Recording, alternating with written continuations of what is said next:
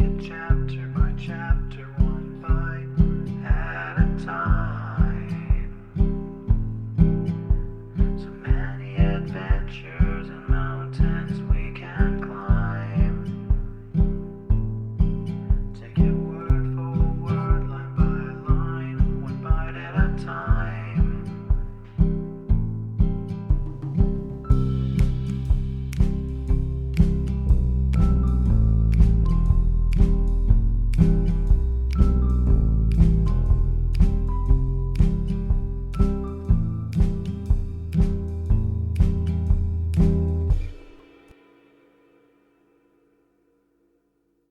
Welcome to Bite at a Time Books, where we read you your favorite classics one bite at a time. My name is Bree Carlile, and I love to read, and wanted to share my passion with listeners like you.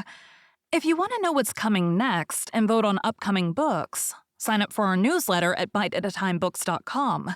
You'll also find our new t-shirts in the shop, including podcast shirts and quote shirts from your favorite classic novels. Be sure to follow my show on your favorite podcast platform so you get all the new episodes. You can find most of our links in the show notes, but also our website, biteatatimebooks.com, includes all of the links for our show, including to our Patreon to support the show, and YouTube, where we have special behind the narration of the episodes. We're part of the Bite at a Time Books Productions Network. If you'd also like to hear what inspired your favorite classic authors to write their novels, and what was going on in the world at the time, check out the Bite at a Time Books Behind the Story podcast, wherever you listen to podcasts. Please note, while we try to keep the text as close to the original as possible, some words have been changed to honor the marginalized communities who've identified the words as harmful, and to stay in alignment with Bite at a Time Books' brand values. Today we'll be continuing Pride and Prejudice by Jane Austen. Chapter 27.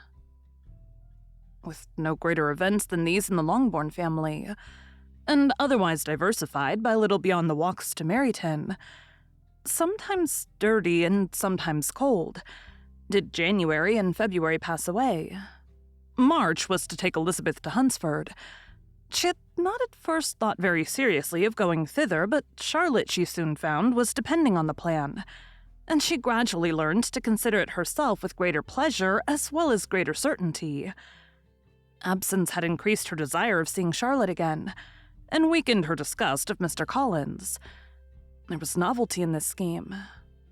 And as, with such a mother and such uncompanionable sisters, home could not be faultless, a little change was not unwelcome for its own sake. The journey would, moreover, give her a peep at Jane. And in short, as the time drew near, she would have been very sorry for any delay. Everything, however, went on smoothly, and was finally settled according to Charlotte's first sketch. She was to accompany Sir William and his second daughter. The improvement of spending a night in London was added in time, and the plan became as perfect as plan could be. The only pain was in leaving her father, who would certainly miss her, and who, when it came to the point, so little liked her going that he told her to write to him, and almost promised to answer her letter. The farewell between herself and Mr. Wickham was perfectly friendly, on his side even more. His present pursuit could not make him forget that Elizabeth had been the first to excite and to deserve his attention, the first to listen and to pity, the first to be admired, and in his manner of bidding her adieu, wished her every enjoyment, reminding her of what she was to expect in Lady Catherine de Bourgh, and trusting their opinion of her, their opinion of everybody, would always coincide. There was a solicitude, an interest which she felt must ever attach her to him with the most sincere regard, and she parted from him convinced that, whether married or single, he must always be her model of the amiable and pleasing. Her fellow travelers the next day were not of a kind to make her think him less agreeable. Sir William Lucas and his daughter Maria, a good-humored girl, but as empty-headed as himself, had nothing to say that could be worth hearing, and were listened to with about as much delight as the rattle of the chaise. Elizabeth loved absurdities, but she had known Sir William's too long.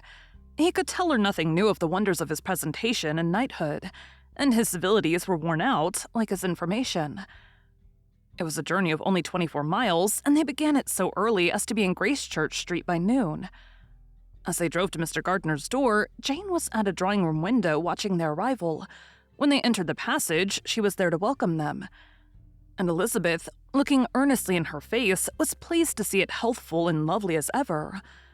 On the stairs were a troop of little boys and girls whose eagerness for their cousin's appearance would not allow them to wait in the drawing-room, and whose shyness, as they had not seen her for a 12-month, prevented their coming lower.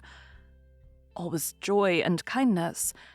The day passed most pleasantly away, the morning in bustle and shopping, and the evening at one of the theaters. Elizabeth then contrived to sit by her aunt. Their first subject was her sister, and she was more grieved than astonished to hear, in reply to her minute inquiries, that though Jane always struggled to support her spirits, there were periods of dejection. It was reasonable, however, to hope that they would not continue long. Mrs. Gardner gave her the particulars also of Miss Bingley's visit in Gracechurch Street, and repeated conversations occurring at different times between Jane and herself, which proved that the former had, from her heart, given up the acquaintance. Mrs. Gardner then rallied her niece on Wickham's desertion, and complimented her on bearing it so well. "But, my dear Elizabeth," she added, "what sort of girl is Miss King? I should be sorry to think our friend mercenary." "Pray, my dear aunt, what is the difference in matrimonial affairs between the mercenary and the prudent motive? Where does discretion end and avarice begin? Last Christmas you were afraid of his marrying me, because it would be imprudent. And now, because he is trying to get a girl with only £10,000, you want to find out that he is mercenary. If you will only tell me what sort of girl Miss King is, I shall know what to think.